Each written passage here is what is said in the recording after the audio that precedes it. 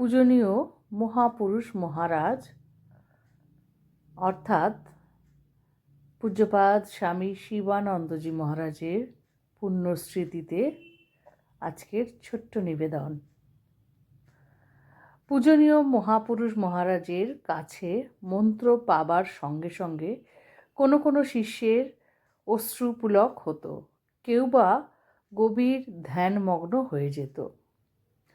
আমরা আগেও বেশ কিছু জায়গায় দেখেছি ভক্তের ভগবান বা ভালো শিষ্য পেলে যিনি গুরু থাকেন তিনিও তৃপ্তি লাভ করেন বা তার গুরু হওয়ার সার্থকতা সেখানেই।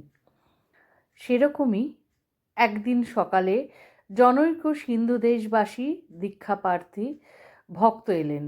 তাকে মহাপুরুষজির ঘরে নিয়ে যেতেই তিনি ভক্তটিকে পরিচিতের মতো গ্রহণ করলেন। ভক্তটি তার পা জড়িয়ে ধরে কাঁদতে কাঁদতে বললেন, মুঝে কৃপা कीजिए, खुदा मिलने को रास्ता बतला दीजिए। মহাপুরুষ মহারাজ অত্যন্ত অভিভূত হয়ে ভক্তটির মাথায় হাত দিয়ে আশীর্বাদ করে ভাবস্থ হয়ে বললেন, होगा बाबा होगा, तुम्हारे ऊपर ठाकुर जी का कृपा हुआ है, तुमको उनके चरणों में अर्पण कर दूंगा। যথাসময়ে মন্দিরে গিয়ে তিনি ভক্তটিকে দীক্ষা দিলেন। সেদিন আর কোনো দীক্ষা ছিল না। মন্ত্র পাবার সঙ্গে সঙ্গে ভক্তটি খুব অশ্রুপুলক হতে লাগল এবং সঙ্গে সঙ্গে তিনি গভীর ধ্যানস্থ হয়ে পড়লেন। মহাপুরুষজি ততক্ষণে মন্দিরে অপেক্ষা করছিলেন। ভক্তটি ধ্যান ভঙ্গ হতে তিনি তাকে সঙ্গে করে নিজের ঘরে নিয়ে এলেন এবং প্রসাদ ও জল খাওয়ালেন। ভক্তটির ধ্যানের ভাব তখনও কাটেনি। মহাপুরুষজি ঘরে এসে ধ্যানস্থ হয়ে পড়লেন। এদিকে মহাপুরুষজির আনন্দে নিজের ঘরে পায়চারি করতে করতে হাততালি দিয়ে গাইতে লাগলেন, সদ্গুরু পাওয়ে ভেদ বাতাওয়ে, জ্ঞান করে উপদেশ, তব কোয়ালা কি ময়লা ছুটে, জব আগ করে প্রবেশ। অর্থাৎ তখন মহাপুরুষ মহারাজজিও ভীষণ আনন্দিত হয়েছিলেন।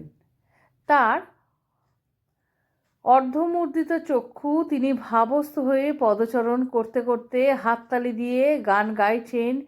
ভক্তটির ধ্যানস্থ। আধ ঘন্টা পরে ভক্তটির ধ্যান ভঙ্গ হতে মহাপুরুষজি তাকে কাছে বসিয়ে মৃদুস্বরে সাধন ভজনের নানা উপদেশ দিলেন। তার উপদেশের সারমর্ম হল শরণাগতি। শ্রীরামকৃষ্ণ চরণে অনন্য শরণ নিলে ভক্তের আর কোনো ভাবনা থাকে না। ভক্তটি প্রসাদ পেয়ে কলকাতায় চলে গেলেন। মহাপুরুষ মহারাজের ওই দিন দীক্ষা দিয়ে এত আনন্দ যেন তিনি নিজের ভাব চাপতে পারছিলেন না। তন্ময় হয়ে বারংবার বলছিলেন, আহা কি ভক্তি, শরণাগতি শরণাগতি, জয় প্রভু, তিনি যুগাবতার, কত লোককে কতভাবে কৃপা করেছেন। কোথায় সিন্ধু দেশ আর কোথায় বেলুর মঠ। ঠাকুরের কাছে সিন্ধু দেশের ভক্ত হরিনন্দ আসতেন। ধন্য প্রভু। চোখ বুঝে এইভাবে বলতে বলতে তার সমগ্র মুখমণ্ডল লাল হয়ে উঠল। তিনি নীরব হয়ে গেলেন। স্বামী অপূর্বানন্দজি মহারাজ। আজকের মহারাজজি আমাদের পূজ্যপাদ শিবানন্দ মহারাজজির স্মৃতি চারণা আমরা আজকে পাঠ করলাম। আমরা জানতে পারলাম এক উপযুক্ত ভক্ত পেলে গুরুর কত বড় আনন্দ বা প্রাপ্তি হয়। আজকের এই ছোট্ট ভিডিওটি আশা করি ভালো লেগেছে। ভালো লাগলে সঙ্গে থাকবেন আর খুব ভালো লাগলে বন্ধুদের মধ্যে শেয়ার করে দেবেন। শ্রী শ্রী ঠাকুর, মা, স্বামীজি, আমার গুরু মহারাজ এবং অন্যান্য মহারাজদের শ্রীচরণে শতকোটি প্রণাম।